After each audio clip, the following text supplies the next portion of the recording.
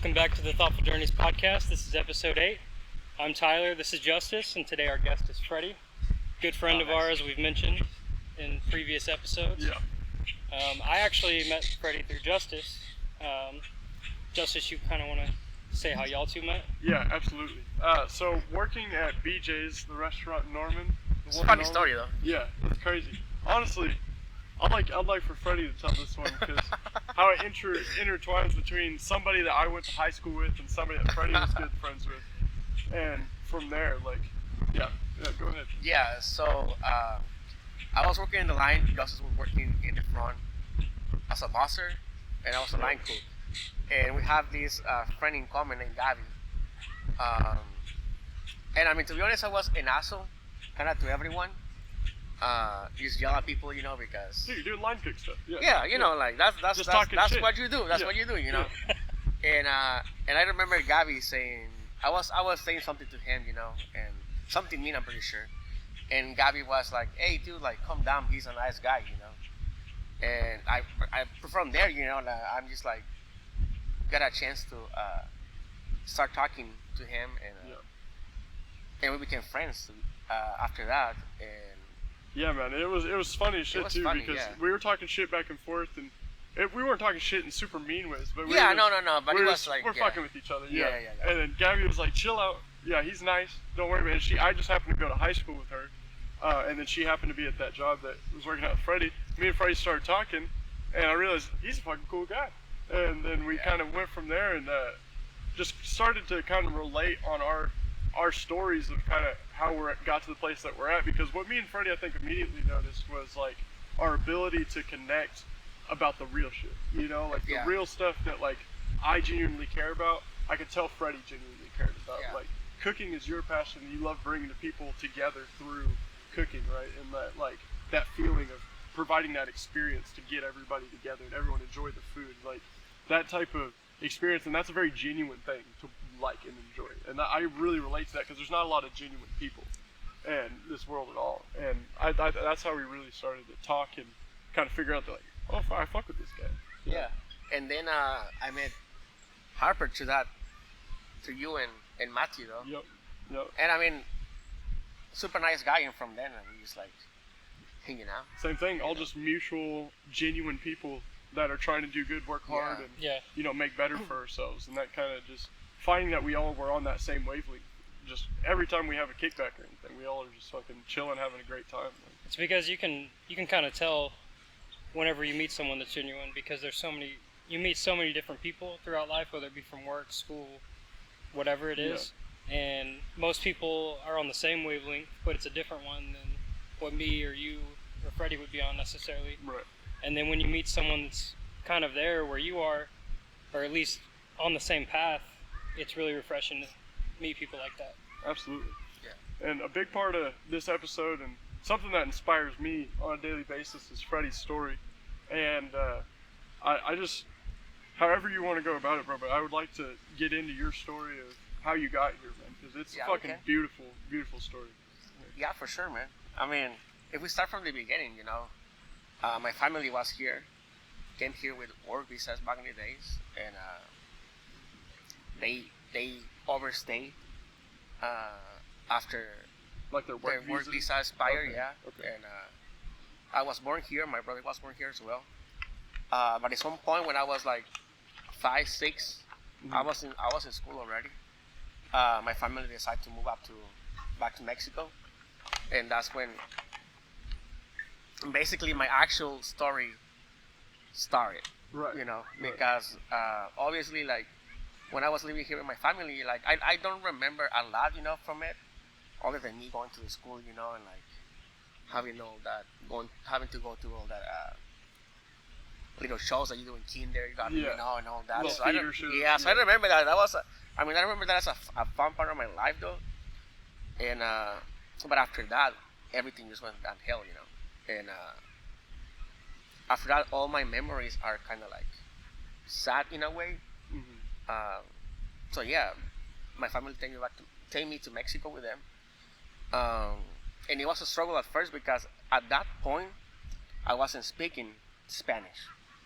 So I moved to Mexico, and I had to learn Spanish real quick because of school. My family wasn't rich, so they put me to public school. Public school, like nobody teach English over there, or at least back in the days. Yeah. Well, that's wild. I didn't know that you had to learn Spanish. Yeah. Coming Yeah, from. yeah. That's Yeah, I didn't know that. So you learned English before Spanish? Yeah, the English in that part of my life, English was my first language. That's wild. Really? Yeah. I didn't even know that. So that you come back to Mexico and you're like, I have to learn I Spanish had right to learn now. Spanish. Because I mean, yeah, you speak Spanish at home, but Yeah. but all my school to that point and everything like TV, everything was in English. Yeah. So that's what I was learning though. I see. My brother as well, his first works were in English, Yeah. Yeah. So we met Mexico, started school, all that, and the struggle was there, because all the money that my family saved through the years over here, like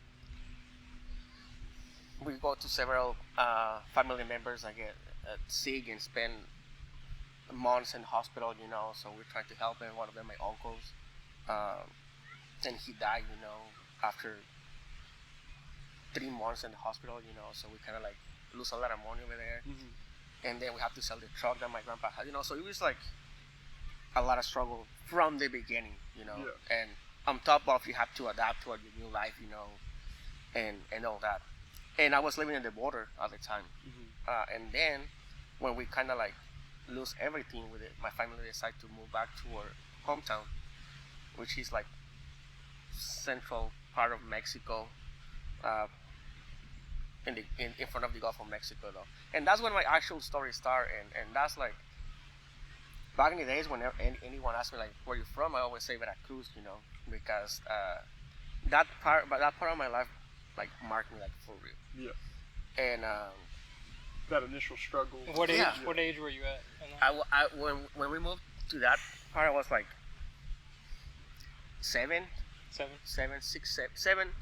for sure, because we don't live a lot in the border. We live like 6 months after Okay. And then after it was towards everything Veracruz. happened, and they just like went to Veracruz. Yeah. And from there, man, like like you guys know that my mom wasn't present at all. Mm-hmm.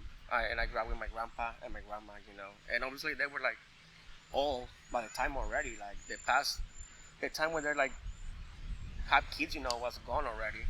So for them was also a struggle, to have me as a kid, because they were sick all the time, and my grandpa has to work overtime, sometimes 2 jobs, to keep doing it. Mm-hmm. And my grandma, like a conventional Mexican family, she never worked. So she was at home taking care of me, taking care of the house, wherever we live and all that. But the struggle start over there, because my grandpa started getting more sick, and so he had to like slow down at work, and eventually,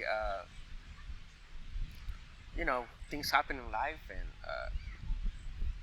we start like jumping from houses to houses, leaving because we couldn't afford to pay rent at some point, whatever. Yeah. And How old are you at this point? it's like 8, Okay. 8, 9. It's like year 2 years. Yeah, Okay. yeah. When he started getting actually, because he had diabetes by the time, and obviously like Really? Okay. yeah, he started losing his vision, and he was a bus driver, so that's essential. Yeah. Yeah. You gotta be able to see. So right. he lose his job obviously, so he has to start looking for other things that to do. When his whole life he was a bus driver, Mm-hmm. so it was kind of hard for him to like start from the beginning, and learning something else to do.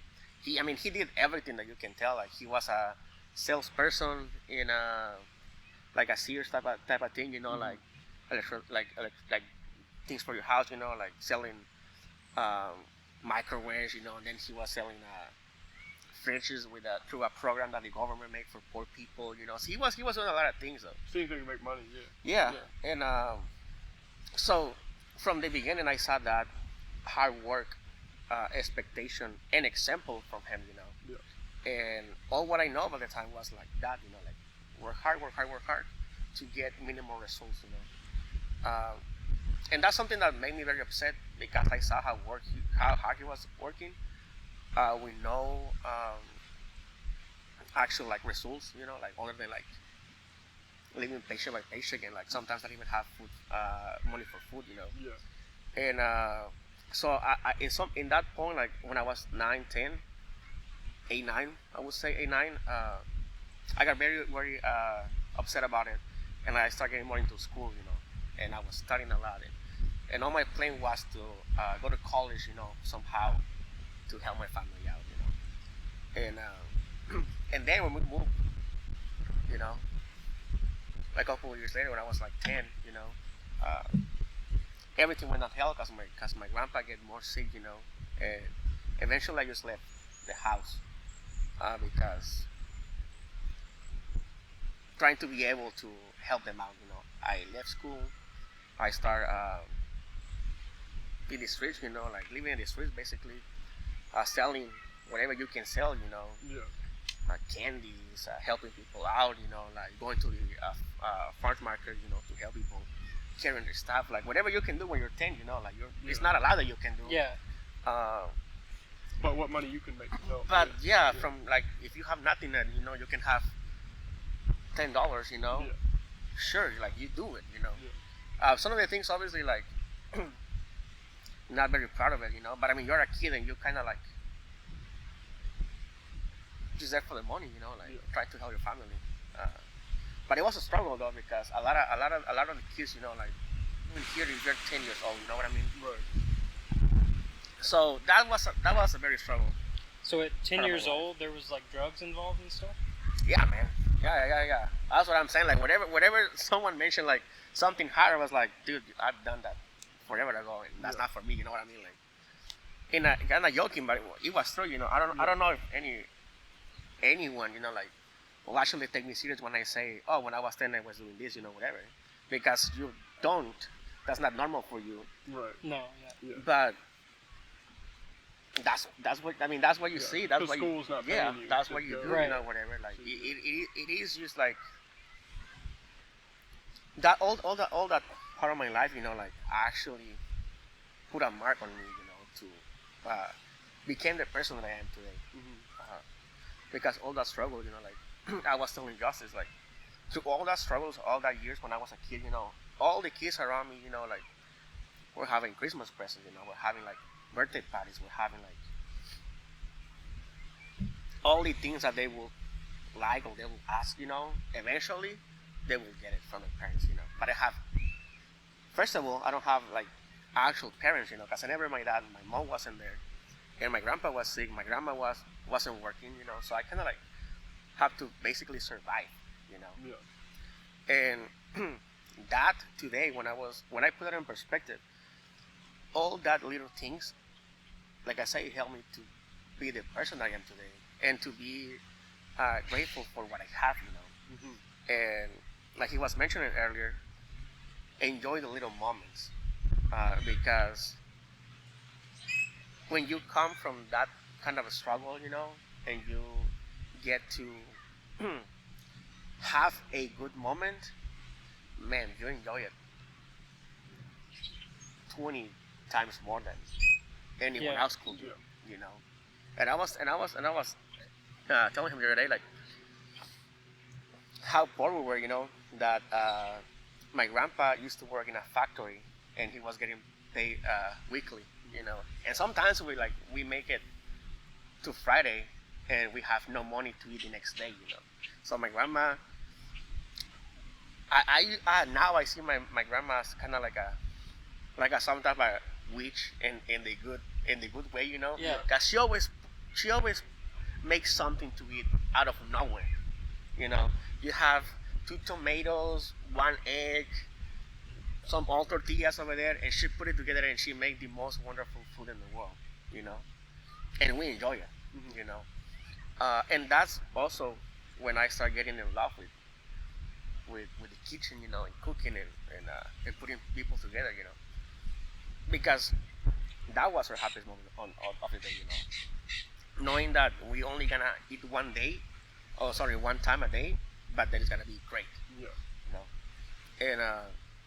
And I was telling him like through that period of time, like we wait for my grandpa because like every time that he got paid, he gave my brother and I 10 pesos.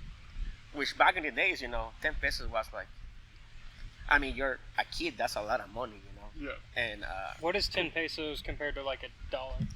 man, like, I would say like 35 cents probably. Okay. Yeah, especially back then. Yeah, Yeah. especially back then, because the dollar reached levels 20, Yeah, for 20 sure. pesos, 20 pesos per dollar. Right now I'm pretty sure it's like 17.50 something like that. But it was like 16 last week. But let's say like 30 cents. Right.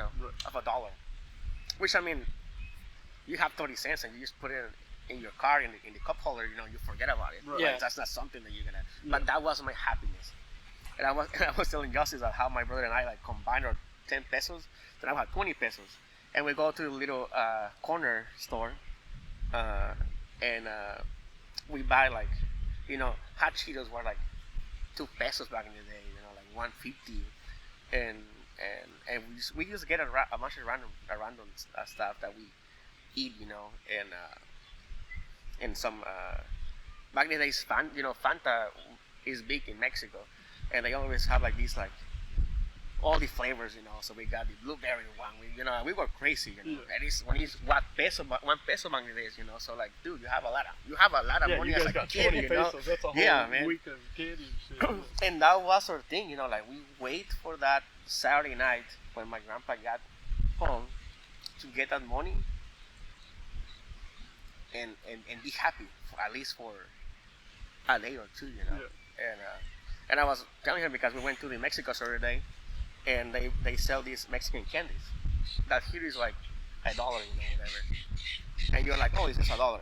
Well, in Mexico, they were 10 pesos. So, and I love them so much, but I had to decide, if I want one thing for 10 pesos, or spread my 10 pesos, out of all the things that you can buy. And my brother and I were super happy, man. For real. What was the name of that candy again? It's called Crankies. Those are Crankies. so good. Those are so good. And it's the most simple thing, because it's like cornflakes, but with a chocolate cover, like a hard chocolate cover. Okay. But they're so good. Yeah, Like, they're super good. it's simple, but it's so good. And they're so expensive in Mexico, though. I bet it's because it's from there. And like Yeah. you're getting stuff like Fanta, which is Coca-Cola, so they can afford to make it cheap. But like Yeah, those no, are for sure. from Mexico. So For yeah, sure. Yeah. But yeah, man. And through the years, eventually, I make it. I went back to school. I went. Talk about you getting in the U.S., the embassy. Yeah, for sure. So And what led up to that too? yeah, so I was going over there though. I went back to school, and like I say, I was a smart kid back in the days, and I was like, I make it through get scholarships, and Yeah. so in some point, like I was the top of my class, and even the top of my whole generation. So they put me through a better school, just to kind of see where. Is Mexico like Belize, where the better you do in school, you can get into private schools with those scholarships? With the scholarships, yeah. Like high schools are like you have to get scholarship to go to a high school. Because Yes. in Belize it was like, is it Yeah, like that in Mexico? because I mean you cannot afford it. right. I mean, if you have the money, sure, Yeah, but a lot of people don't. But a lot of people don't. So the yeah. smart people, which is normally the poor people, Yeah, have to get a scholarship to get into it. Though. those private high schools. So I, and shit, so I yeah. was there, and I always was kind of like, I always put myself in the center of attention, because of that. Oh, here comes the smart kid, Yeah. whatever. And especially when I make that jump to a better school, Mhm. like I had around me were people like that have actual money, so they know that I was poor and Yeah. that I was there because of my scholarship, But from the beginning, I just put in my mind that that wasn't gonna be like a problem for me. In fact, that's how I was gonna make money. So I started being friends with all the little dumb rich kids, Yeah. and I start to offer my service to do their homework, Right. Yeah, Yeah. so I was Selling like, it. Yeah. immediately. Yeah. Like, you're not gonna fucking bully me. Yeah. You're gonna give me money. I'm gonna help you out. Yeah. Yeah. So I got my 5 dumb friends, and they Yeah. start paying me, one of them, and I started going to his house like a lot, because he was having a lot of troubles with. I choose to take a technical. I don't know how to put it over here, but like a technical, like if you go to more Norman, like Right. The trade school kind of yeah, stuff. Yeah. and I was doing accounting and administration, so he take that with me too, and I was like, cool, I have the opportunity to make more money even here, Yeah. So we were doing a lot of projects together, and his mom and his dad kind of like, they feel, like that I was actually poor, whatever. Right. So they still helping me out, Yeah.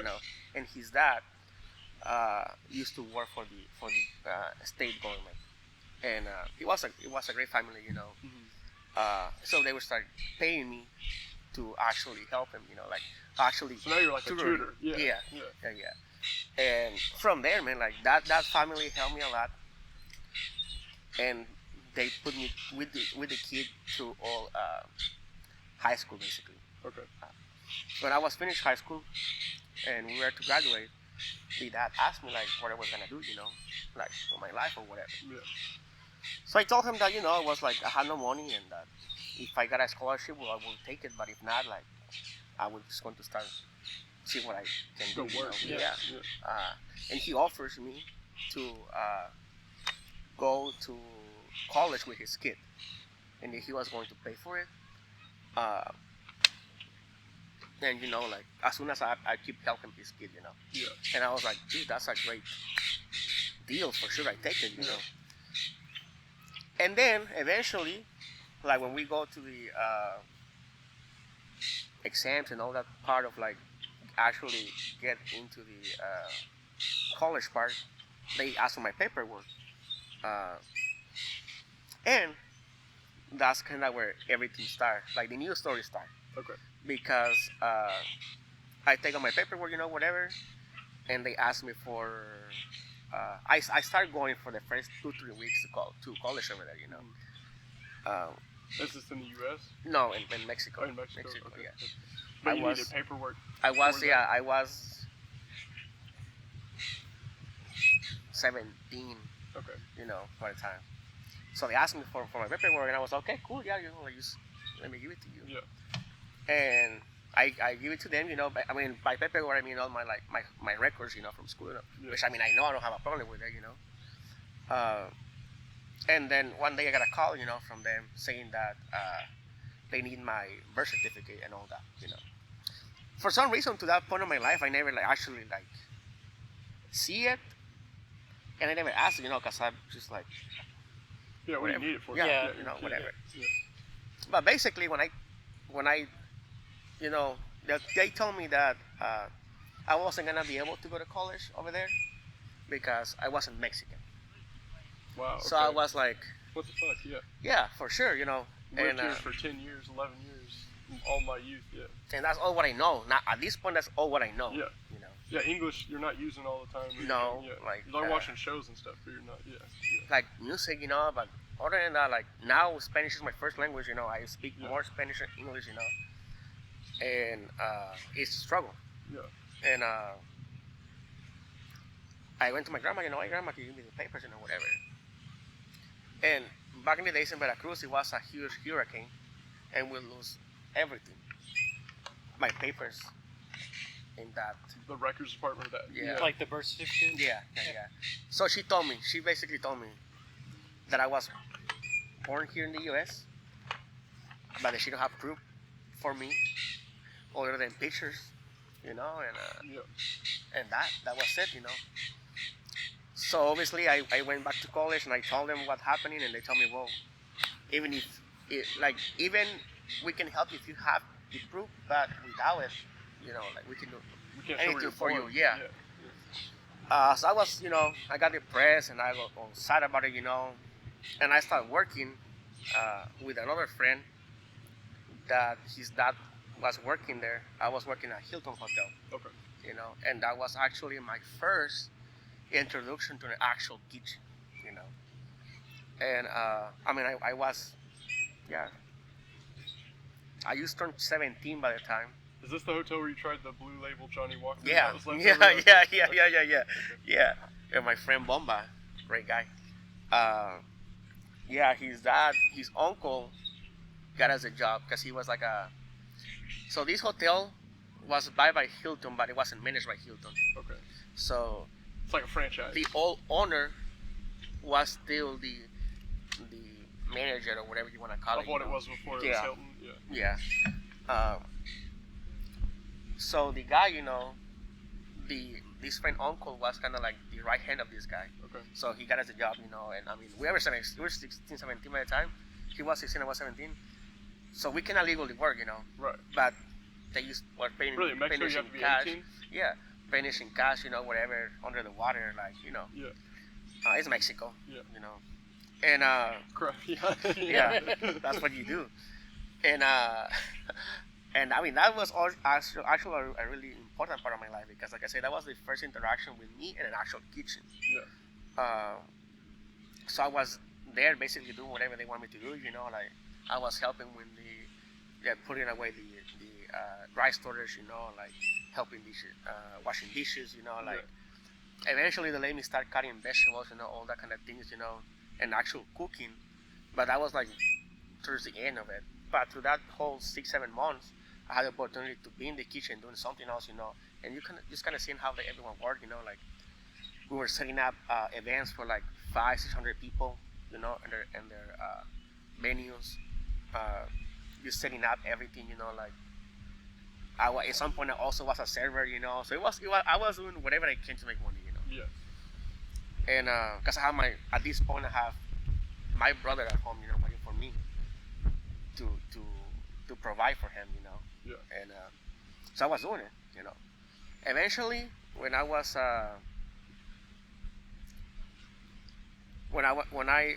before I turned 18, I told my mom and my grandma, hey, you know what?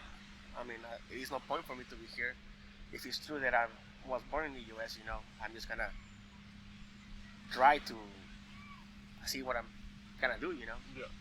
So I basically told them, as soon as the day that I turn 18, I'm gonna go to the bus station, get a ticket to the border, and see what happens. Mm-hmm. So I worked for 6 months, save the money that I can save, and I did that.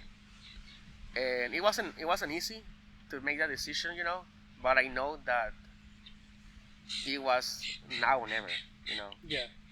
And Especially for your ability to make money too. yeah.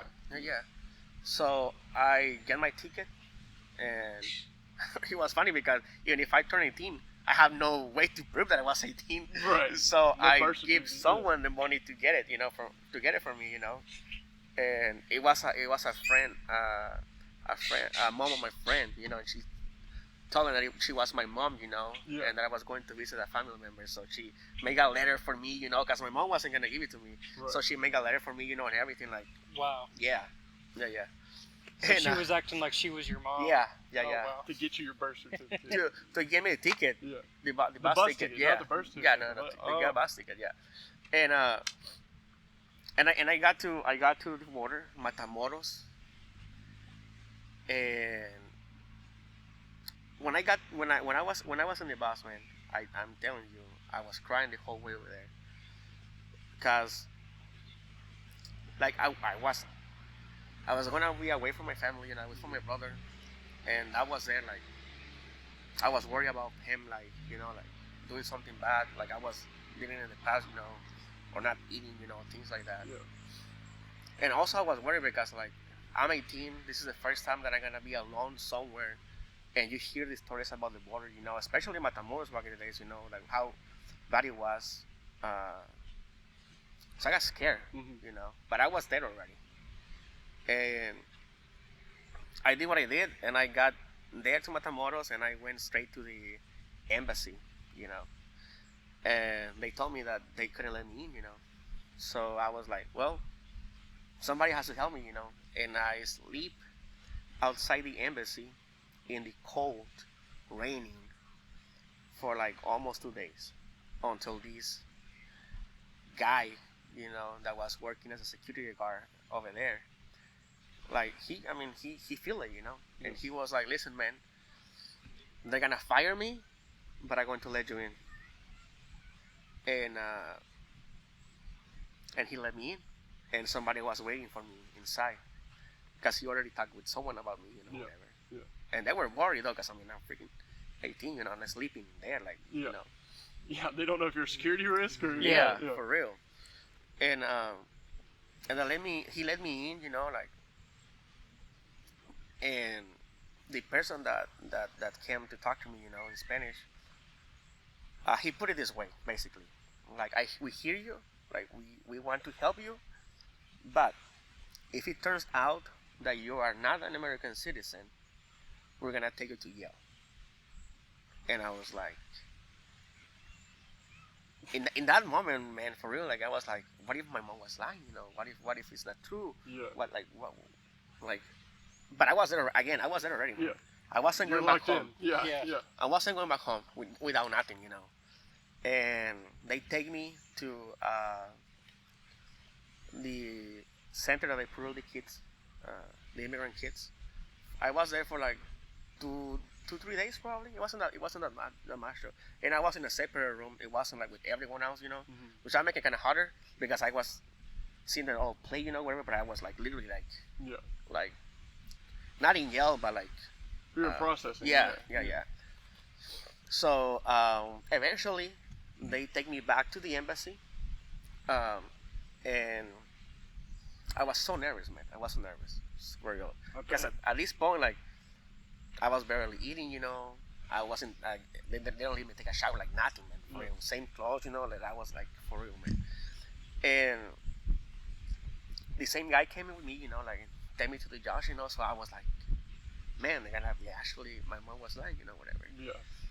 And no, man. 'Cause Like, you're the judge. yeah. I'm in front of the judge, and he pulled up this yellow envelope, and he take a birth certificate and a social security card.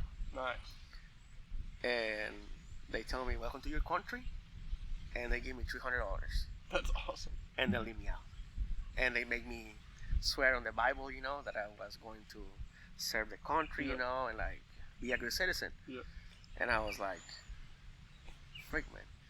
Trust me, man, after that week that I spent away, that moment was a great relief.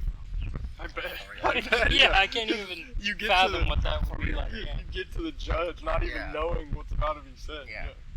So I went back to my hometown real quick, and I put my family together, and I told them, this is what we're gonna do. We're gonna go to the border, and we're gonna start from there, see what happens. Mm-hmm. So I take my mom and my brother with me. And Matamoros was a huge part of my story, because at that point I was starting a life, and now with my brother close to me, I was kind of like more comfortable. Yeah. Man, like I stayed in Matamoros for like a year and a half, living over there, and it was another struggle, because we don't know anyone. Year and a half. Yeah, man. At the border town. Yeah. Holy shit. Yeah. And I mean, at this point, I was meeting people there. People were helping me out to like get some little jobs in US. Yeah. So I was making some money. Like I was helping this guy with computers. in Brownsville, which is the US part of the border. I was like, I don't know if I sent you the video now, but this lady was talking about how she was passing tortillas and queso from Mexico to the US to restaurants. Okay. Yeah. And I was doing that too. Yeah. Like I was doing it, man. It's good money though, because It's way cheaper. and they need a special permit that is way too expensive. Right. So when you So you're trafficking when you tortillas have and when you cheese. have yeah for real when you have like a little food truck, Yeah.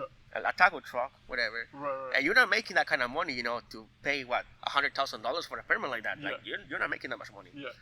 But if you give me $50 to pass 10 pounds of tortillas, I will do it, dude.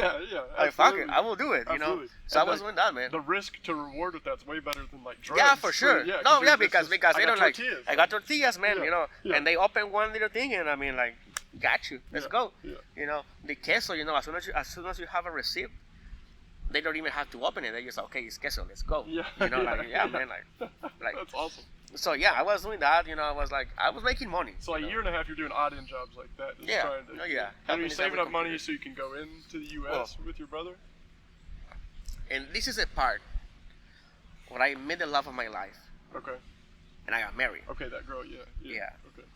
When I got married. Yeah. You know. And from there, when we both realized that, you know, like getting married was a huge mistake, Yeah. our set point was okay, let me go to live in the US so you can come there with me Yeah. and we can be, you know, because obviously the money was a struggle, you know. Yeah. So, you know, I thought, okay, if we go to the US and, you know, we start a life over there, it's gonna be better. So my brother, I love him. He's my half brother, a different dads.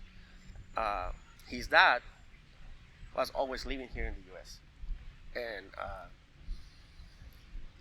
I went through like a period of like with the fires at home, you know, whatever. Like I was like kind of depressed, and like my brother wasn't doing good at school, you know, and my mom she never worked, so she wasn't working, you know. So we start going again in a rough path of not having money, and eventually this time and then I lose whatever job I was doing, you know, and it was a struggle. Eventually, again I had to make a decision, you know, and I told my brother, dude, we have to go. Yeah. Like it's time for us to go. So you're still in Matamoros? From Matamoros, yeah. And I Matamoros, told him yeah. like this is not the place that we are going to be. Like we never say, oh, we're gonna stay here forever. You know, let's move on. And you Right. met that girl there too? Okay. Yeah. Okay. Weren't you and her involved with the church too? Yes. Okay. Yes, that's another Hold on a second. Yeah. story. Yeah, another whole separate story, man. Another whole different podcast. Okay. Okay. It is itself, you know. Yeah. Yeah. And then, like, my mom never really like talked with my brother's dad at all, like, you know, whatever. But I was like, hey, if you have a name, if you have a number, if you have something that we can use, you know, whatever. Yeah. So we put some money together, my brother and I, you know.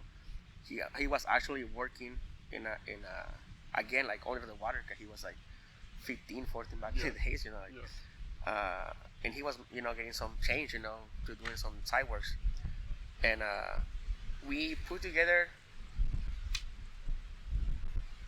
I crossed the border to do the plasma thing, you know. Oh, really? So I can get money. That's crazy. Yeah, man. And I do it like 2 times, you know, whatever. And I was okay, $400 cool. bucks. Yeah, man. I was like, cool. I have money for the tickets, you know, because I know that the guy, my brother's dad, was living in Dallas. Okay. That's what I know, and we have a number. You're trying to get bus tickets to get to Dallas. And you have his phone number. Yes, Okay. we have a number. A number. Yeah. Okay. Who knows? Your mom gave it to you, right? So She's like, yeah. call his number, and when we were in Mexico, we called his number a couple of times and nobody answered, you know. Yeah. But we have a name, you know, and we have. I was like, in my mind, I was like, I'm gonna make it happen. I have to make it happen, you know. So we put like $300-$400 together. We got the tickets. We give my mom some money so she can survive because she was, like I said, she never worked. And we got, after the tickets, after giving money to my mom, and after we buy like a gallon of water each, you know, and like some snacks, we got like $5 left, you know. So Wow. here we go again, you know. Another bus, another ticket, another $5 and some snacks. another move to the unknown, you know. Yeah. And we get to Dallas, you know, somehow. Greyhound, you know, like stop everywhere. Yeah, Greyhound stations are always in bad areas. They're always in bad areas in the middle of nowhere. So I know Texas, man. I know Texas, like, you know, like, for real. Every single station that from here to the border, I knew it, you know. It's crazy, man. It's crazy. That's another podcast used itself too. Just the Right house station trip for real. I have stories, man, for sure. Uh, and Stay tuned. yeah, no, for real. And we get to Dallas, and we get to Dallas very early, like 8:30, you know. And I got $5. It was actually like $5. And my brother was, hey man, I'm hungry, you know, whatever. Yeah. So we go to 7-Eleven. I don't know if they still have it because it's been a long time since I went into 7-Eleven, but they were selling like slices of pizza, you know, for like $1 or something, Yeah. you know, whatever. So he got a slice of pizza and then a huge Coke, you know, whatever. Yeah. And I got like a hot dog or something, you know. And we end up with 75 cents left, you know. We're here in Dallas. And you're just Yeah. in the middle of Dallas. Yeah, man. 75 cents. I have the pictures. I have the pictures of that in my phone. And bro, trust me, man, it was crazy. But hey, God, I guess, Yeah, for sure. or someone that morning, you know, like was in a great mood, and they helped us out. And I called the number. It rang like 3 times, and I was like almost crying. Yeah, I bet. And they rang a 4th time, and I was like, man. And they pick up the phone, and I was, you know, like, I mean, at first, like they're like answering English, you know, and Yeah. I was like, hello, you know, whatever, like, and this is, you know, whatever. And they reply in Spanish after, you know, like, oh no, this is not that person, but who is asking, you know, whatever. And then so I put my brother over the phone, Yeah. and you know, he was like, okay, I'm, you know, Abraham. This is my, he's my dad, you know, this person is my dad, whatever. And they were like, wait, you at where? And he was, no, here in Dallas, you know, my brother. And we told him kind of where we are, because I mean, we don't know by the time, and we have phones with no internet, you know, like, Yeah. it was like crazy, man. Chaos. Yeah. Complete chaos. Unknown, And, like you said. no, for real. And they tell us to stay there, you know, but they were working, and then they couldn't come and see us, so it's like 8 p.m., you know, whatever. Yeah. So we stay in downtown Dallas, walking around. From 8:30 in the morning. Yeah, to Till like 8 p.m. 12 hours. Yeah. Crazy. And, 75 cents. Yeah. well, now just 25 cents. Yeah, 'cause you had to pay for the phone. Yeah. Oh shit. And man, like, they came to pick us up, you know, and they take us straight to get food. They take us to Ross, you know, because we literally travel with what we have in, you know, like, that's it. They take us to Ross to get some clothes, some yeah, man, and take us to their house, and they tell us, hey, like, your dad doesn't live here anymore, but we already called him, and he's gonna come to pick you guys up, you know. Nice. Turns out that his dad was married again Mhm. with this lovely lady from Salvador, that she welcomed us like we were their kids, you know. That's awesome. And I mean, say their kids because obviously I'm not, Yeah. and my brother is not. But she was her just as kid. nice. Yeah. And I mean, on top of that, you know, like, my brother never met his dad Mhm. till that day. That's You know. crazy. He was a baby the last time. How old was he then? When, my brother? yeah, because you're like 19. or Yeah, my something? brother was 14. Wow. Yeah, Just meeting his dad. Okay, yeah. just meeting his dad. So imagine that shock, you know. And that's how we got to Norman, actually, because he was living. He's He living was here in Norman? Yeah, He'd in moved Norman. from Dallas to here? Yeah. Holy shit. Yeah. Because the lady, all her family is here, so they moved here. Thank God for whoever you called that connected you to him that said he doesn't live here anymore. Like, whoever that person Yeah, was. it's shout out actually to his him. sister though. Okay. My brother's aunt. Yeah. That's awesome. Uh, That's wild, dude. Yeah, So many man. circumstantial things. Yeah. it was crazy, man. It was crazy for real. And then, you know, like from there, I mean, again, like, when we met at BJ's, Mhm. that was when my life was picking up, to be honest, because yes, I was working a lot, you know, whatever, but Yeah, so in between you getting to Norman and the BJ's, I don't know much about that. I know you worked at like Cheddar's. I know you. Yeah, worked man. At a few I was. different places. Were you just kitchen jobs? Like, No, we start. So they made me go to high school okay. again because they couldn't take my Right. my high school from Mexico, so I had to start in Norman High. My brother, too, but You were like 19. I was yeah almost 19 already. So Yeah. at some point they were like, nah, you're not gonna do it. Yeah. So I left, and I started working 3 jobs in a day, and I have only one night off that I used to do my laundry and eat McDonald's, and that was it. Yeah. So you said fuck high school because you couldn't go after Yeah, a certain that's point. and for me, it wasn't a point because I already went through that struggle. I don't Yeah. want to You already know all that. do it shit. again. Yeah. Like Yeah. That's just paper you're working for. yeah. That's So you can get a GED too. So, so eventually, I started going to like English classes, yeah. Okay. Yeah. and then I got my GED eventually. Not too long after that, like, cause I was like, okay, I have to do it. Like, if I have to do it, then I'm going to do it. Yeah. And I was working 3 jobs, freaking crazy, man. I was working Cheddar's in the morning, then Chewy's at night, and in between I was working at Cracker Barrel.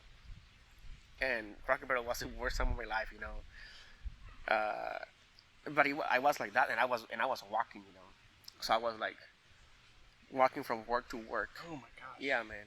And on the days you don't work at those two places, you go work at Cracker Barrel. yeah, man. And walk So there. I, 6 walking. days of the week. That's wild. And like in the snow, in the cold, I was a dishwasher at Cracker Barrel. Mhm. So after night, like I was like all wet, Clothes were wet, in the middle of the freaking cold here in Oklahoma, the snow, like. Which is already wet, cold, terrible. Yeah, man, Yeah. already Uh, bad. yeah. Walking back home and like, it was crazy, man. It was crazy. I got my first car, and from there, Yeah. I met this girl at Cheddar's, and we dated for a couple years.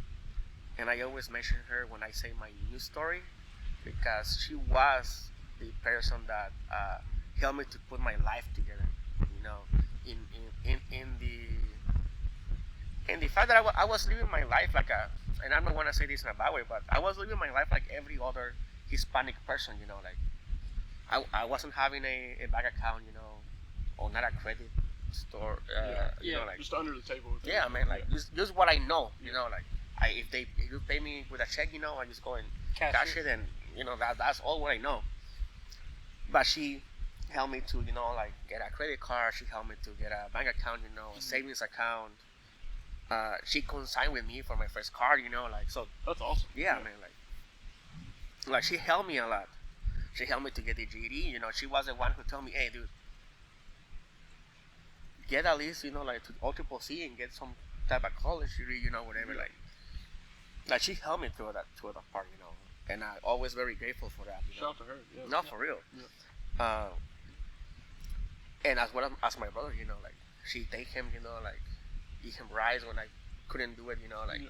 like all that kind of thing. So you guys can get established. Yeah, great person. And when we met, like I say, like my life was just like starting to be better. No, because even when I was living here for 2-3 years, I was too strong. Yeah.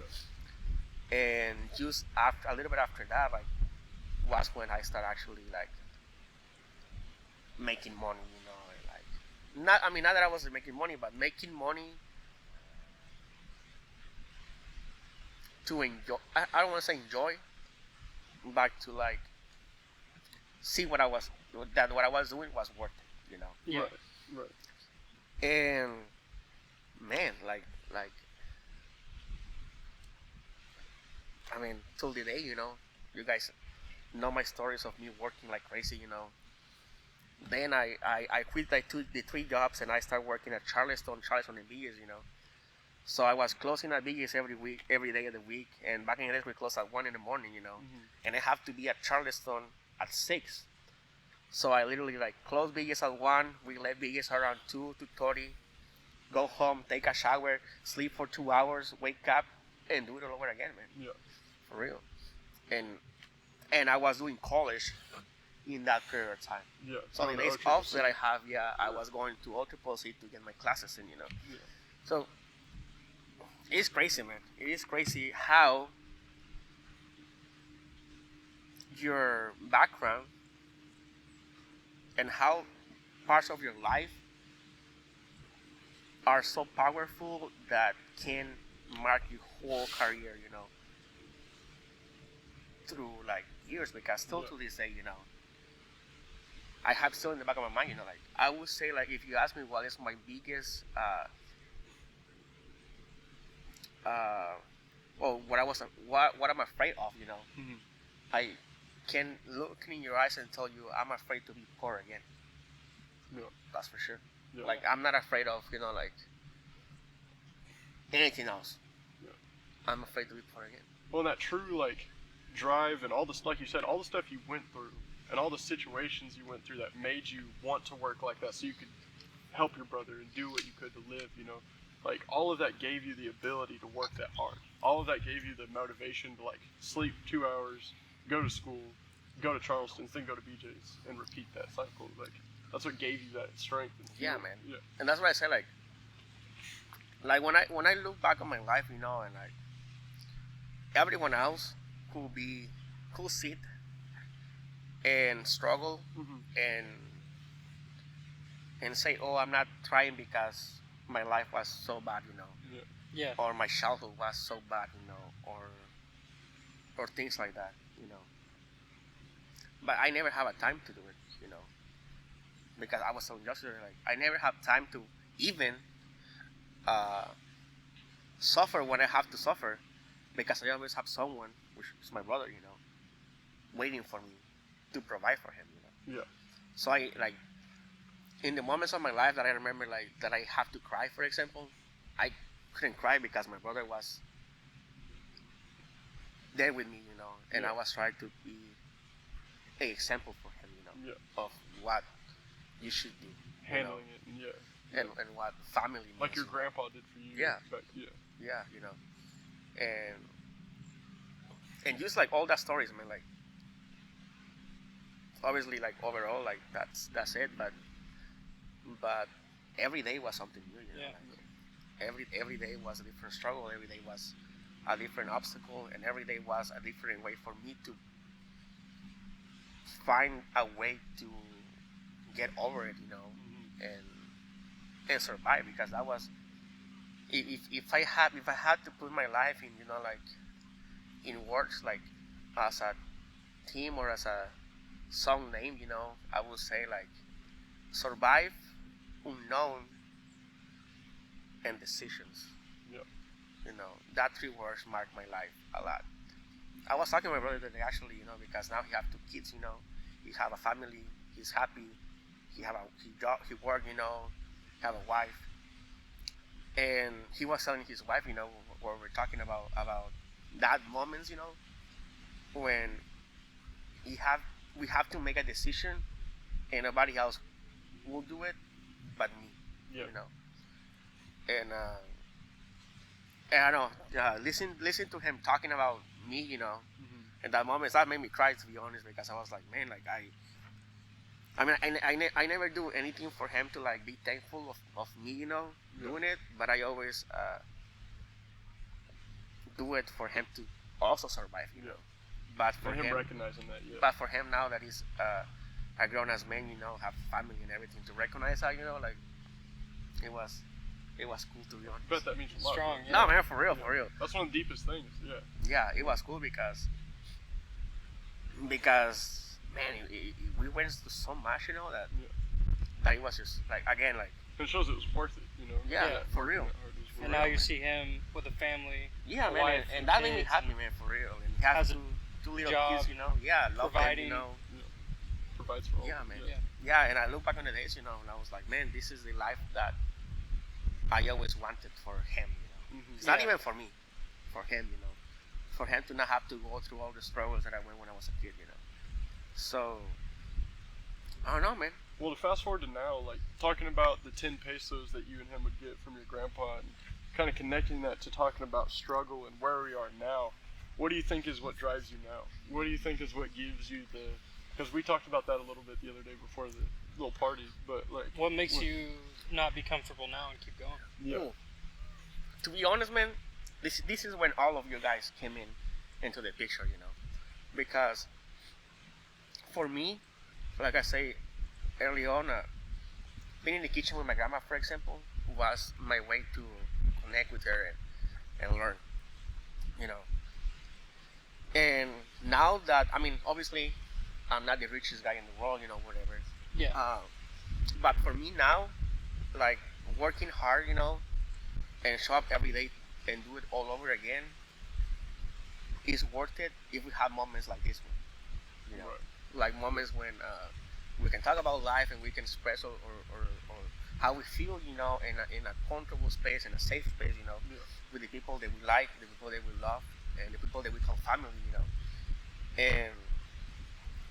and for real, like it doesn't matter to me to go work like 7 days a week, you know, if the next day I gonna be have to spend some time with you guys, you know, and Yeah. like just build that community, you know, that family I would call, you know, that we're building, you know, because like Justin and I were talking here, like everyone in our circle, you know, it somehow, yes, they match, you know, what we think, and they're in a similar path that we were doing, you know, like working hard, trying to create a future for us and for our family, you know.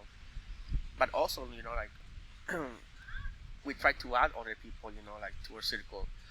And you were mentioning something like that earlier, you know, like when because we see it, you know, when we try to add people to our circle, you know, that didn't match what we all think what we're doing, you know, Yeah. they come in and they enjoy being with us, but eventually they start not showing up, you know, or not being as present as everyone else, you know, and that's kind of when we're like, oh, you know, like I guess we kind of start making an effort, you know, Yeah. whatever.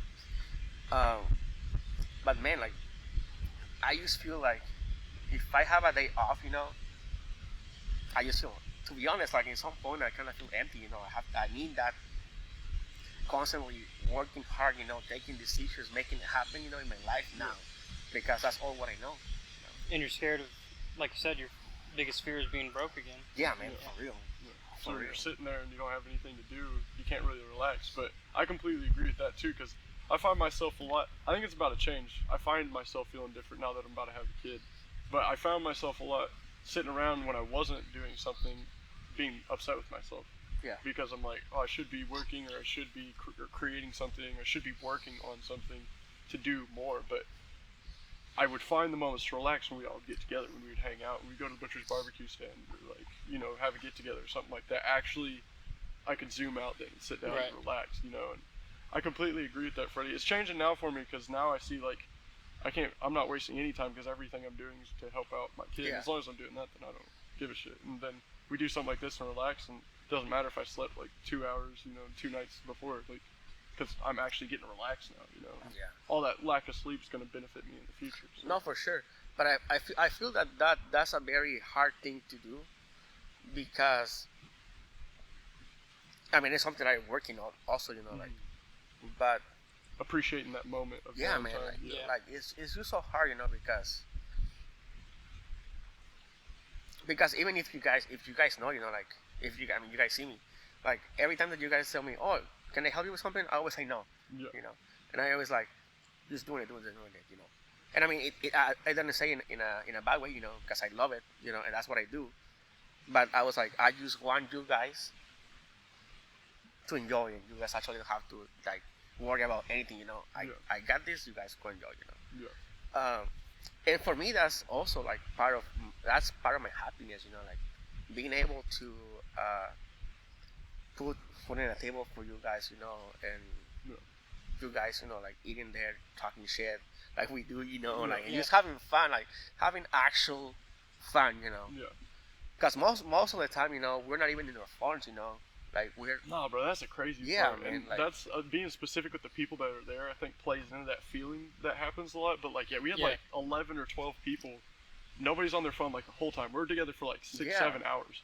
Everyone's just chilling, talking, maybe drinking. There's not a lot of drinking. There sometimes is, but like most of it is just everyone's on that same wavelength of relaxing and enjoying that time. And like you said, no phones. I never really thought about that much. No, but man, the for phones real, like- really don't come out. And, no. yeah. And I mean, like sometimes I look at my phone to change the song or whatever. Yeah, you know, check like. time. Yeah. But no, man, like we are all like connecting with each other, you know, and Present. trying They're to all catch present. up. Yeah, man. And it takes being specific on who's there to really feel that everyone's present Yeah. in that moment too, because we've had Yeah. plenty of people that we've brought and it's been like, oh, Yeah. can't, No, it for just sure. doesn't Yeah. it doesn't feel the same, it doesn't work, and we've had that happen multiple people. We talked about one of those people earlier. Yeah, no, We for were sure. talking- Yeah, no, Yeah. for sure. But No, man. Yeah. And but that is my like. I was talking with my GM the other day, you know, like I mean not the other day, like this is like a year ago now. okay, yeah, And it was around Christmas or something like that, some type of holiday, you know. Yeah. And she was like, "Oh, what are you gonna give to your friends, you know, whatever?" And I mean, it was an honest question, you know. And I was like, "Oh, like what, like presents?" And she was like, "Yeah." And I was like, "No, like I cook for them, you know, like." Yeah. And she looked at me like very like, wait, so are you working 80 hours a week and then you go and cook for them? Like she looked at me like it was like something bad, you know, whatever. yeah, And I was like, no, like I cook for them, like we get together, we have a great time, we eat, we drink, we enjoy.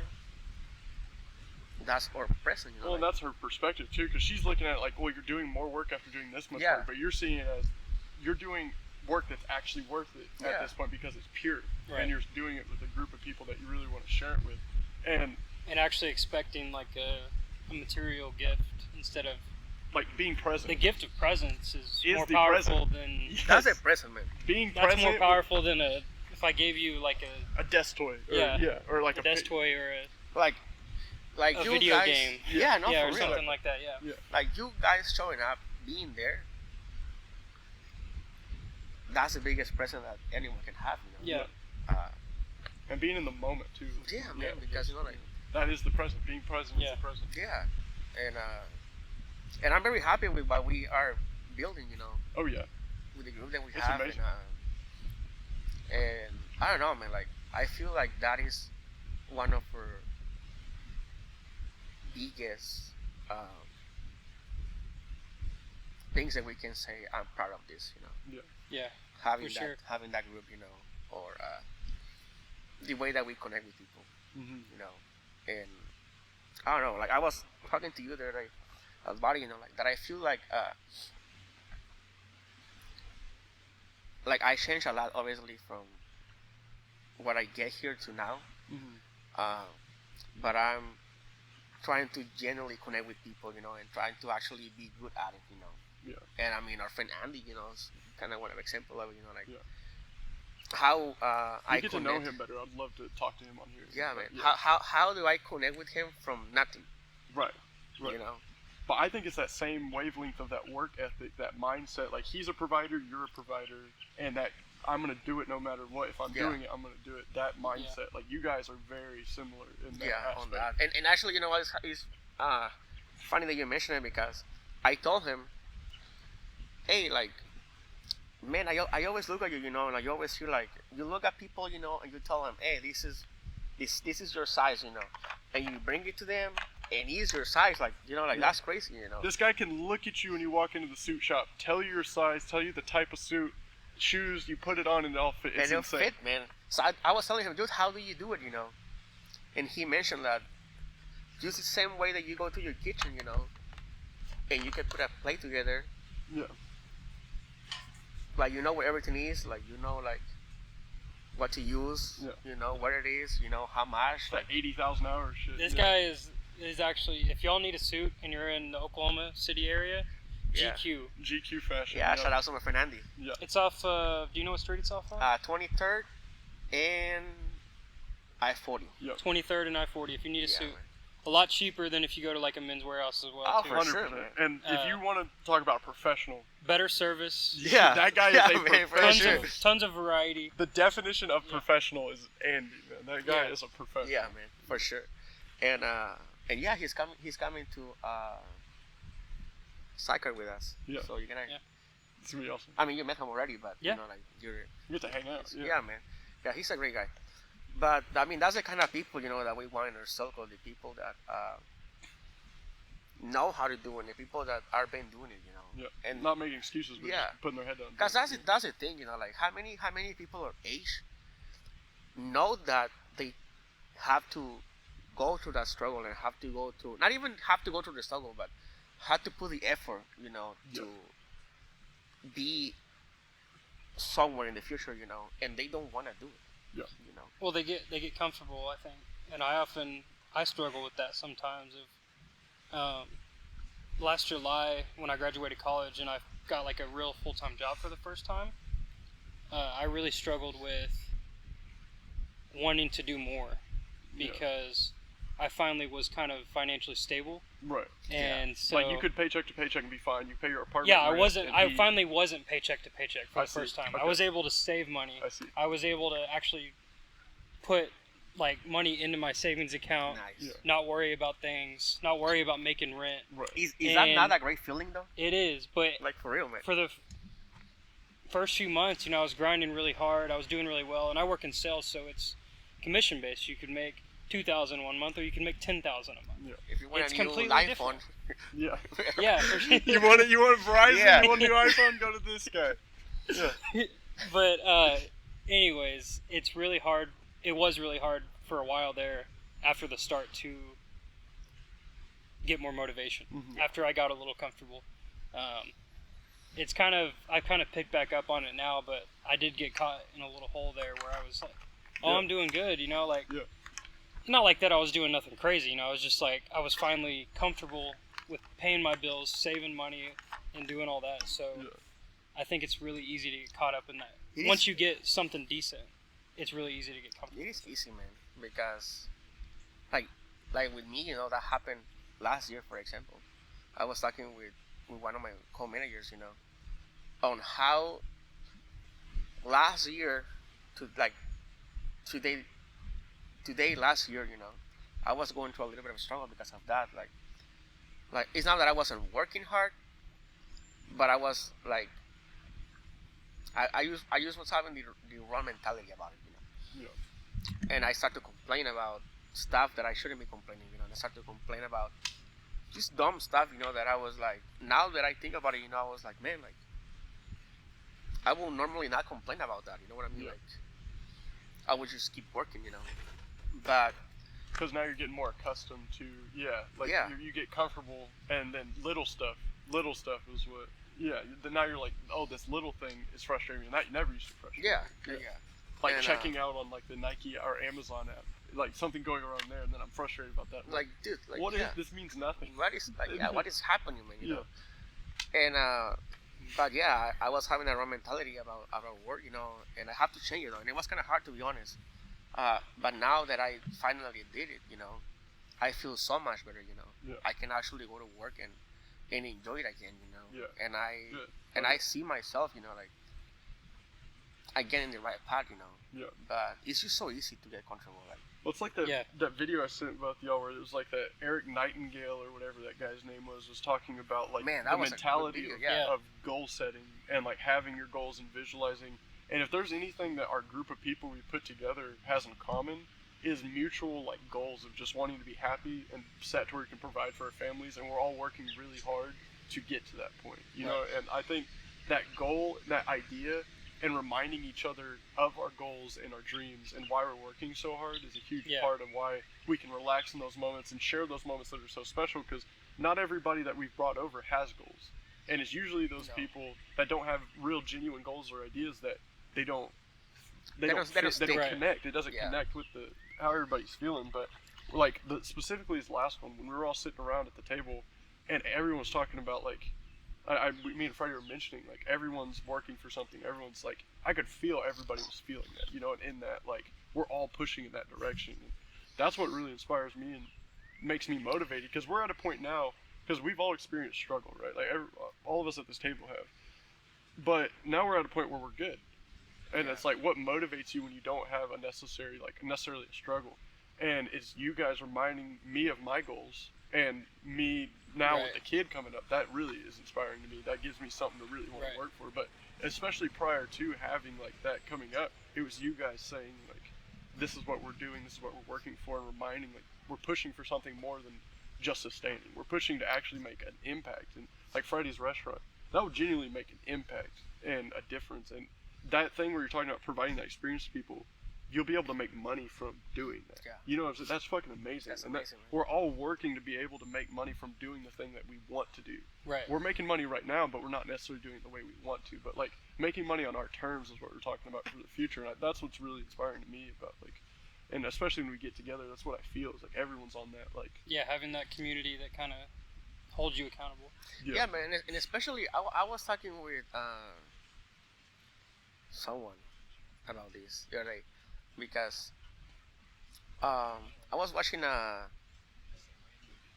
stand-up clip, about, I don't remember who was the person, but he was, making fun of how, and I kind of gonna switch the subject here for a little bit, how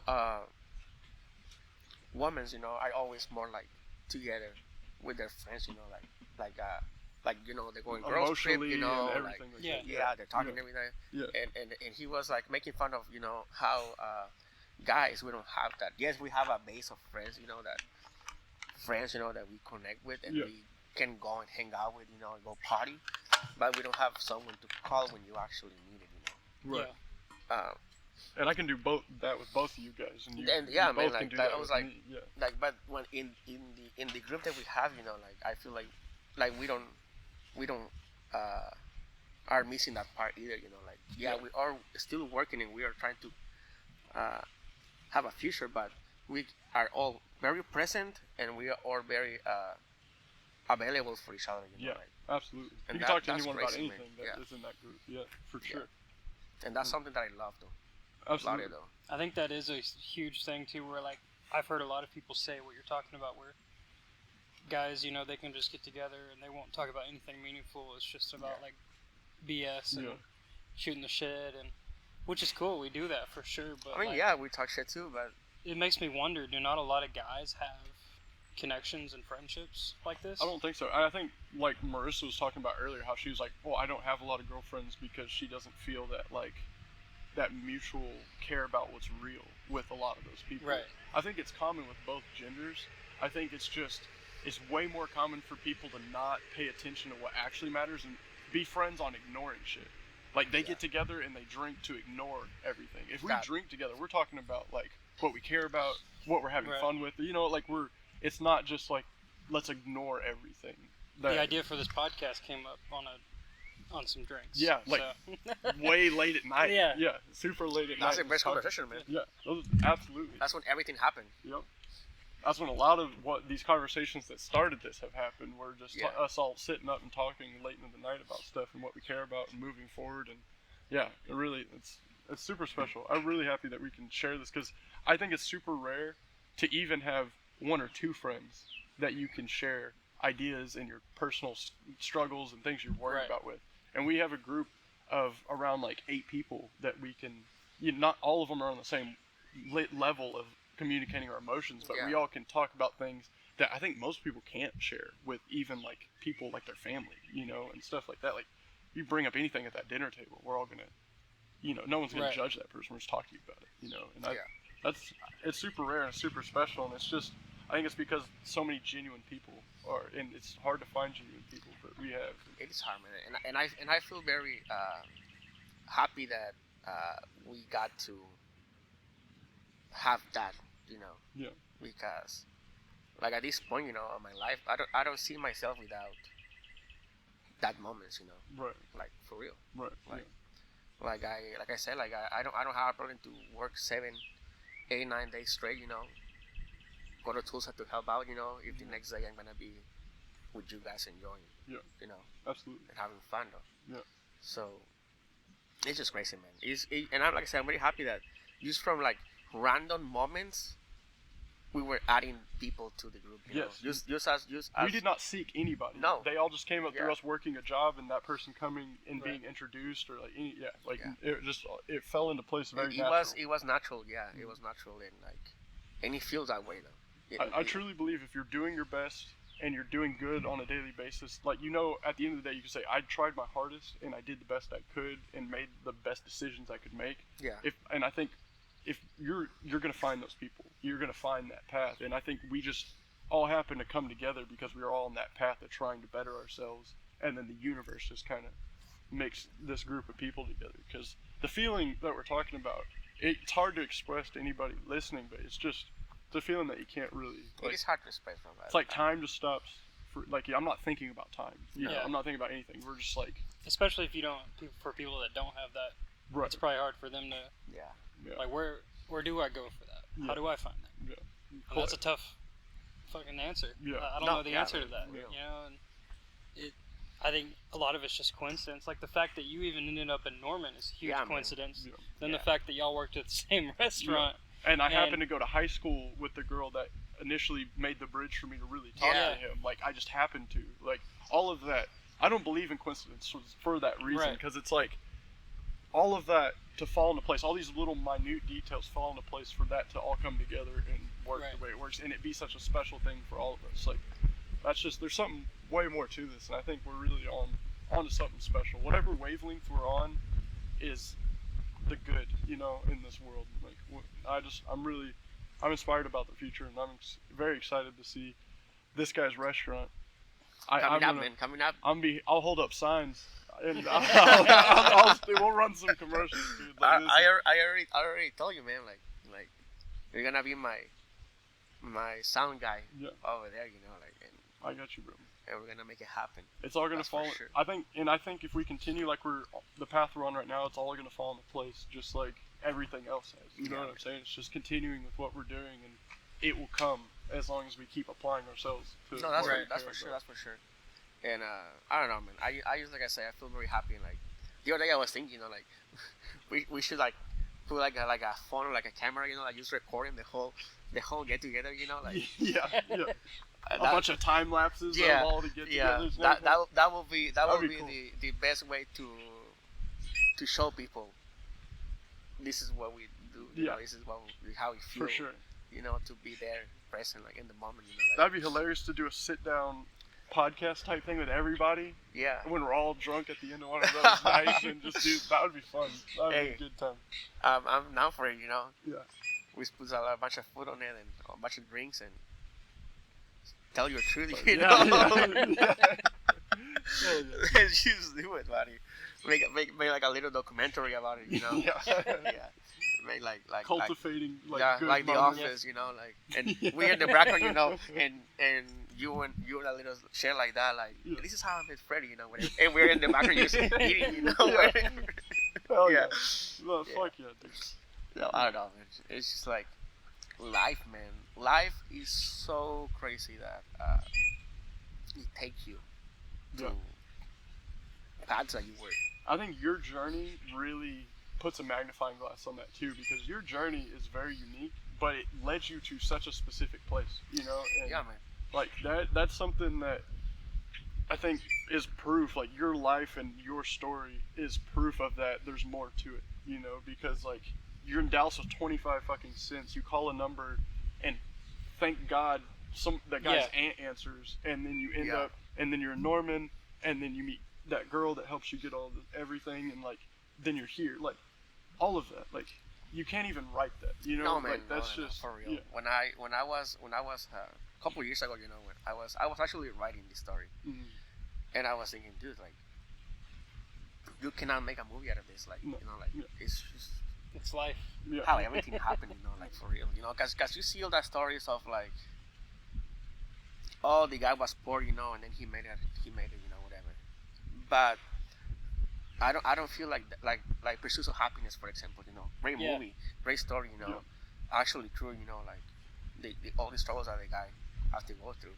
But even then, even that they do a really good job representing all the struggles they have, I swear God that is only the 20% of the struggles that he have to go through Right. his life, you know, Right. to get to the point that he's now. Because they can't show all those little things. No, man. All the little things. It's possible to accurately represent And someone that actually went through that. Yeah. and like I say, like Yeah, it's where somebody something- could fully feel it. Yeah, and that, especially that, like something that you actually like. Me when I was 10, you know, living with this bunch of kids, you know, in an abandoned house, you know, like doing random shit.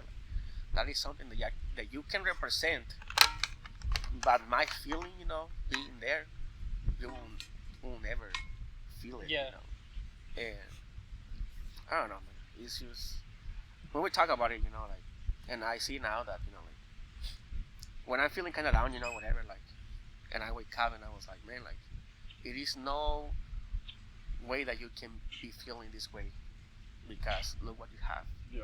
Yeah. You have a huge bed, you have a room, you have your own room, you have, you know, food, you know. Like I was telling you, like back in the days I wasn't eating because I have no money for it. Now Right. I don't eat because I cannot choose between, you know, what I'm gonna eat, you know, like Yeah. You were Yeah. whatever you could get before, and now it's before everyone closed, you know. Thank you. Yeah, it's a little crazy. bug crawling up. Yeah. Back in the back old days, you know.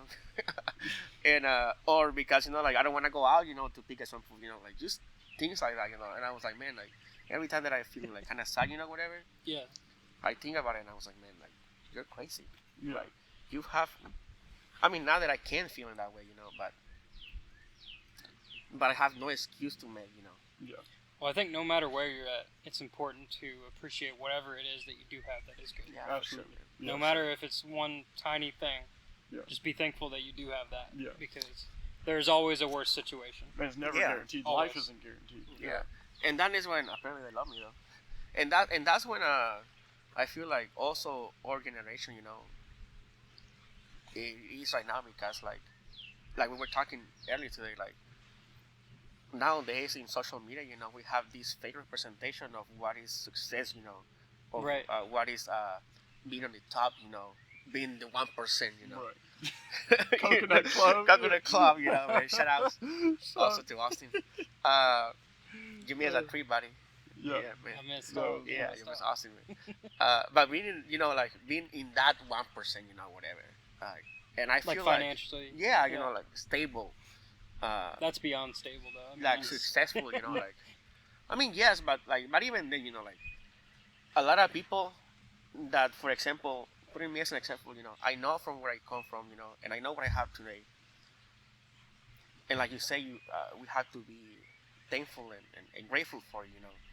But a lot of people, even then, you know, like they're still like getting crazy about, oh, it's not enough, you know. Right. Oh no, like I want that $1 million house, you know, whatever. Yeah. And yeah, like we all want that. Like, I'm not saying that I don't, or Right. that it's bad, you know. But that some people don't take the opportunity to enjoy what they have, Yeah. you know. And I think all that stuff comes for okay. So there's a lot of people that are truly successful, that like money wise, right? We're talking Yeah. like the 1% people. What Yes, does it take to get to that? It takes screwing over a lot of people. Also- it takes doing a lot of things that we currently could not relate to. Like Yeah. someone that's in that position generally, especially if they were at our age in that position, would not have the same foundation of friendship and things that we have, like the feeling and the things we're talking about. Because in my mind, success comes with that group of people that you can share those cool things with. Then the money, after you Yeah. like, because you establish that foundation of the emotional, like friendship, love, all that stuff's first. Then the money comes after that. After you have that established, and you can lean back on that, you know, like, because then you want to do things for the right reasons, because you're not going to fuck over those people because you genuinely care about them, you That, know. exactly. And I think a lot of people that are in the position of, well, I made money, are alone, and they make a bunch of Well, money. they think but- that's the answer. yeah, they think that's what's going to make them happy, but it's having the people to share it with. It's having, like, the ability to give those people and yourself the ability to do cool shit and make memories, like things like that. That's what money's good for in my mind. But I feel like a lot of people just see it as like, oh, I'm gonna buy a Lamborghini, I'm gonna buy a big house. Right. If you're sitting in that big house and that Lamborghini alone all the time, you're gonna be sad. It's not gonna fix anything.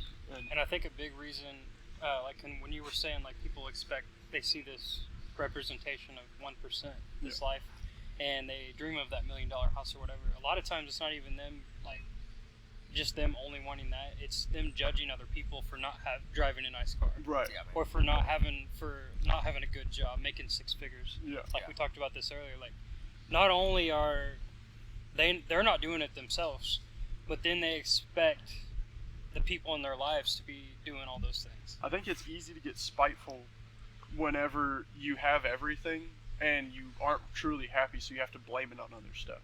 You know what I'm saying? Like, Right. your anger has to be directed somewhere, so you direct it at somebody that doesn't have a nice car that's like fucking off in traffic and pissing you off or whatever. Like, you direct all your anger there. But I feel like if you've met all your goals and you're still unhappy because you just have money, but you don't have any goals of like family or love or anything like Right. that, then you're gonna find yourself getting angry about all kinds of different shit because you don't have anybody to enjoy any of your shit with. Yeah. You know what I'm saying? So it's gonna come out.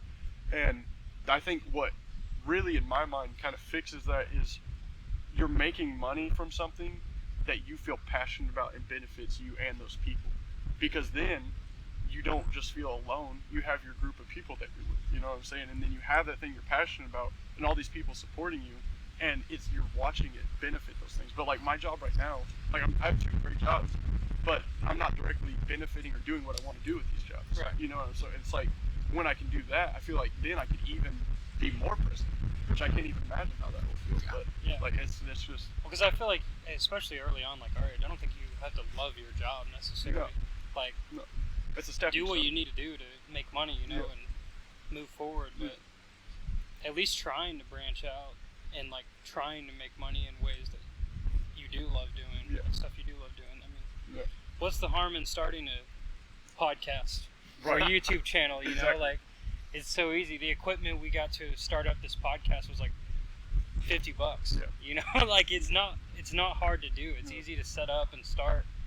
And 1% of podcasts go over 20 episodes. 99% are 20 or less episodes. Yeah. Like, people just give up and quit. Yeah. Because that's something like a podcast or like a YouTube channel or making music.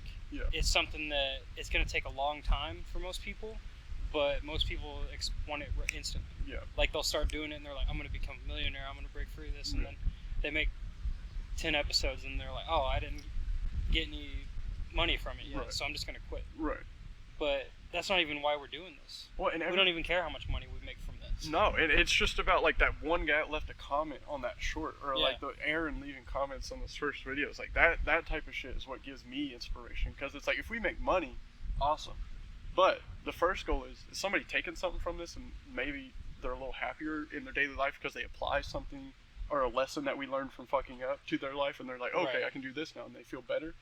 That's what I care about. Yeah. And I feel like if you're coming from that place, that's when you are truly successful. And I don't, especially nowadays in media and like business in America, like I don't see a lot of people that are coming from that place and making success from that place where they're like benefiting people and then making money. It's like, how can I fuck over as many people as possible and then reap the rewards from Right. it, you know? And I think what has shown to be more successful than anything is doing shit consistently. Like, Right. everyone starts from like not a good quality spot, but if you just stick with it and do it consistently, you're gonna get good at In it. any path of, Yeah. Whatever you care about. no matter what it is. Yeah. And we're in that place and we're in that groove, and if we continue moving where we're moving, we'll end up at that place where we're not only profiting but happy and profiting and benefiting the world or our community in some way. And I feel like that is the biggest thing, you know, like benefit someone Yeah. from what you're doing, though. Because I think everybody wants that. Yeah. But like some people will say, oh, though I don't care about anybody else, whatever. But I think at the end of the day, everybody wants to make a good impression in some way, you know, or like Yeah, that's a for sure. difference, a good difference. And I think you start doing that by cultivating that group that you can lean on, Right. because they'll support you to do that good thing, and you'll have motivation to continue going. And you guys are the reason I have that motivation, and I love both of you guys. And I'm very happy that I'm your friend, and I'm happy we can do this, because I wouldn't be who I am without y'all. So. And y'all hold me accountable, not even by just texting me and being like, are you doing this or doing that? Yeah. Because it's just by your actions. Yeah. You hold the people in that group with you accountable just by living your life and pursuing your goals. that holds me accountable to pursue my goals Right. and to continue moving forward. Exactly. Yeah, because you don't want to get behind, you know, like, Yeah. you're like, I've- okay, let's do it. I've never been more consistent with a creative project than I have with this, and it's because I'm doing it with you. You know what Yeah. I'm saying? Like that. Yeah. Like that's. It's. There's so much to your group and your foundational support, and if you don't have that, you're gonna end up like that girl we were talking about earlier at the house. That's just all over the place and Yeah. has no motivation, no goal, no anything. Because she's fucked over everybody that she's trying to get close to. So it's like, you know, It's a hard place to be, though. it's a hard place Yeah. to be. It's a hard place to recover from, for sure. Because And- once you dig that yeah. hole, it's fucking. It starts with a perspective shift. Yep, absolutely. And I mean, the ownership of, I know this is what I'm doing and it's not right. And then it's jump to, I want to change it, you know. Yeah. And when you don't take that 2 steps, Well, especially when you've done it for years, but yeah, you know. like you're so caught up on it that you're like, that's all what you know, and like for you it's normal now. Yeah. Yeah, it's just so hard to come out of it. You can do it. Anybody that's listening, it's like I can't. You can, You can, yes. but it's going to be one of the harder things you've ever done because you got to accept all your faults. And Yeah. That's not easy. Because And- that's the first thing, is just realizing that you're not doing the right Saying things. I'm wrong. Yeah. And you're, not only are you not doing the right things, you're not thinking about things the right way. That. Right. You're not looking at life the right way. And the problem with that is, you know, like, you can have good people around you telling you, hey, you know, like, probably you're going to, you know, whatever you're doing is not right, you know, but and if you don't want to listen to it, you know, like, also that's hard, you know, Yeah. because I feel like everyone in our lives, you know, have someone that at least, you know, the bare minimum, like, care about us, you know, Yeah. and tell us, hey, you're probably what you're doing, you know, is not the Yeah. best thing to do, you know. My But when- grandma was a big point, like your grandma was for me when I Yeah. was a young kid. She was the person I could lean on for that. But being able to get that perspective, you know, and actually take action on it, that's when you set it apart for, like, between success and, you know, lose any motivation or, like, Mhm. you know what I mean? Like, I don't know, man. I think, and for me especially, like I'm talking about my not where I'm at now, but my developmental years. Shout out to Nana and shout out Marissa, because those women showed me I can love myself and not judge myself and move forward and be better, you know, by supporting me. And I think to make a great man, it takes a very strong woman. And, you know, I think that's something all three of us have in common, is Not a for sure. strong woman Yeah. foundational to our childhood and Definitely, growing up. definitely. And I think that's the first step. And I'm very blessed to have had that, because it'd be a lot harder if I never did have that. Trust me, man. I feel that. Yeah. I feel that, like, I don't know what we'll do without my grandma. Shout out Nana, shout out Grandma, Yeah. shout out My your mom, Yeah. amazing shout woman. outs. Yep. Shout outs to, what else we do? Shout out to Andy and, Shout out Andy, shout out and- GQ Fashion. yeah, man. Shout out our friend Levi from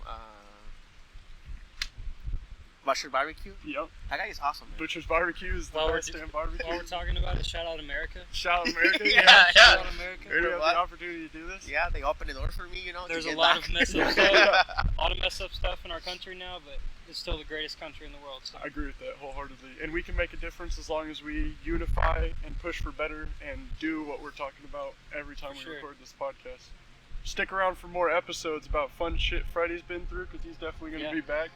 And I got all the stories, man. Yeah. For Well, sure. Freddie, thanks for coming on, man. You're a true inspiration for Thank me. you, guys. I hope these to be here. people, our audience, could I think so, man. take in what your story and everything and be inspired by it, or at least learn a few lessons from it. That's a goal, man. That's a goal for sure. This is the man right here. Peace.